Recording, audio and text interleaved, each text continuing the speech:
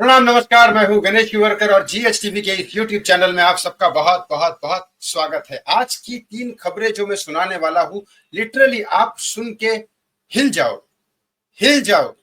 महाराष्ट्र सरकार में बहुत बड़ा भूचाल आया है। आदित्य ठाकरे ने बहुत बड़ा भूचाल कर दिया है और एक बहुत बुरा एक्सीडेंट हुआ है। वो किसकी वजह से हुआ है, कौन जिम्मेदार है, ये मैं आपको यहाँ बताने वाला हूँ सबूतों के साथ। और एक घर में एक हत्या और एक आत्महत्या दोनों हुई। क्या है पूरी खबर, इस वीडियो में बताने वाला हूं। बस एक रिक्वेस्ट करता हूं हाथ जोड़ के, प्लीज इस चैनल को सब्सक्राइब कर लीजिए, वीडियो को लाइक और शेयर करना ना भूले। इसलिए नहीं कि मैं सब्सक्राइबर चाहता हूं या व्यूवर चाहता हूं, इसलिए क्योंकि एक समाज बहुत अच्छा बनाना जरूर है।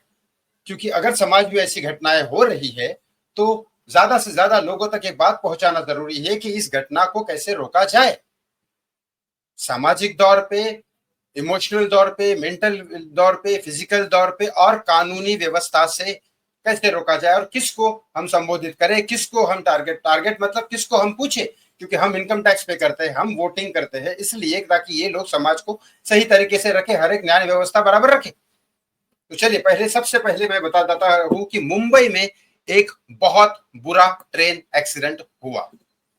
क्यों हुआ ये ट्रेन एक्सीडेंट? क्योंकि जरूरत से ज्यादा लोग अंदर घुस गए। मैं बता दूं, मैं ऑस्ट्रेलिया गया था, मैं हांगकांग भी गया था। हांगकांग में लोकल ट्रेन में जब मैं बैठा, तब एक लिमिट होती है। ये ट्रेन आई, इसमें इतनी ही लिमिट है पैसेंजर्स की, जितनी सीटें हैं उतने ही लोग अंदर जाते हैं, कोई खड़ा नहीं रहता। और जब बैठे हैं, ट्रेन ऑटोमेटिकली मेट्रो की तरह बंद हो जाती है और लोग बैठे रहते हैं। ट्रेन जब आती है तब बराबर दरवाजा खुलता है, फिर वो चेयर से उठते हैं, फिर बाहर जाते हैं, फिर ट्रेन बंद होता है, फिर वापस जाते हैं। कोई रिस्क नहीं। यहाँ लोकल ट्रेन में धड़ाधड़ भरे जा रहे, कोई लिमिट नहीं है, जितना आना है उतने भरे जा रहे। लोग ओवरलोड होने की वजह से 5 लोगों की ऑन द स्पॉट मौत हो गई। उनको हॉस्पिटल लेके गए मुंबई पुलिस के लोग, तब तक उनकी मौत हो चुकी थी। कौन जिम्मेदार है? रेलवे में इतना इनकम है, 2-2 महीने पहले टिकट बुक हो जाते हैं, भर भर के जनरल में डब्बे चले जाते हैं, इनकम टैक्स पे होता है हर तरह से। रेलवे की वहां पे सारा खाना पीना, ये वो प्लेटफॉर्म टिकट वगैरह सारी चीजें अगर मिला के देखा जाए तो रेलवे में बहुत पैसा है। लेकिन वो पैसा यहाँ खर्चा क्यों नहीं हो रहा है? रेलवे मंत्री और लोकल सीएम और डिप्टी सीएम को आपको क्वेश्चन पूछना चाहिए कि मुंबई में ये क्या हो रहा है। ट्विटर पे, सोशल मीडिया पे पूछना चाहिए। 5 लोगों की मौत हो गई और पता नहीं ऐसे कितने लोग मरते हैं। और ये लोग वो है जो दरवाजे पे खड़े रहते हैं, जो ट्रेंड है, मतलब रोज दरवाजे पे खड़े रहते हैं। ये ट्रेनिंग कोई अच्छी ट्रेनिंग नहीं है, लेकिन दरवाजे पे खड़े रहते हैं, इनको पता है। फिर भी इतनी ओवरलोड होगी कि उनका हाथ फिसल गया और जान चली गई 5 लोगों की एक ही ट्रेन में। गलत बात, बहुत गलत। मुंबई में एक जगह पे अपने पति ने, जिसकी उम्र 62 साल है, उसने अपनी पत्नी को गोली मार दी और खुद बाद में सुसाइड कर लिया। ये क्या बात होती? आज की डेट में 80-80 साल के लोग भी डिवोर्स लेके, घटस्फोट लेके, तलाक लेके अलग रहते हैं। तो अलग रह जाते हैं, एक दूसरे को मारने की क्या जरूरत है? और वो भी 62 साल की उम्र में, जब पूरी जिंदगी झेल लिया तो अब क्या जरूरत थी? अलग हो जाते।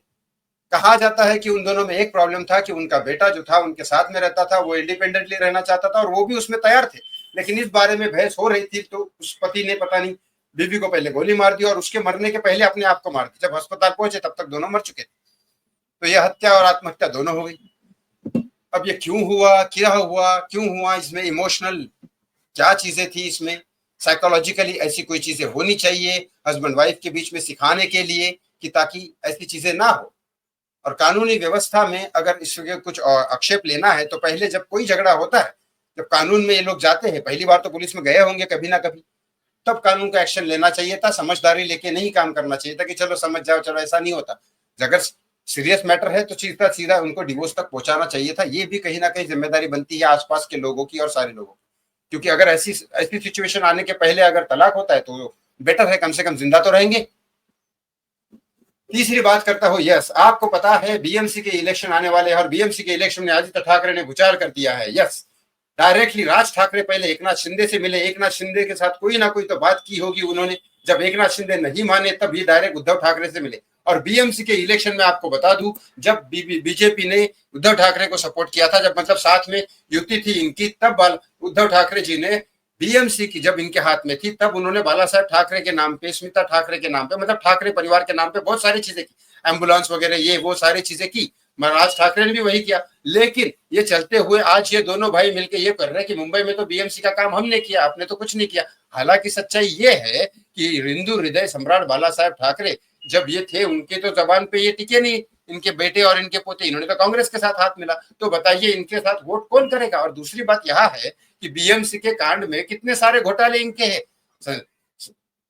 पात्राचाल घोटाले में इनका, संजय राउत का 500 करोड़ का घोटाला है, बालाजी टेम्पल में आदित्य ठाकरे का घोटाला, और कितने सारे इनके खिचड़ी स्कैम, मजदूरों को खिचड़ी तक नहीं पहुंचने दिया इन्होंने, इनके कितने स्कैम है। तो यहाँ आपको क्या लगता है, इनको वोट करना चाहिए नहीं करना चाहिए? बाकी आपको क्या लगता है तीनों खबरों के बारे में कमेंट बॉक्स में कमेंट करके जरूर बताएं। थैंक यू सो मच, बहुत बहुत धन्यवाद। जय श्री राम।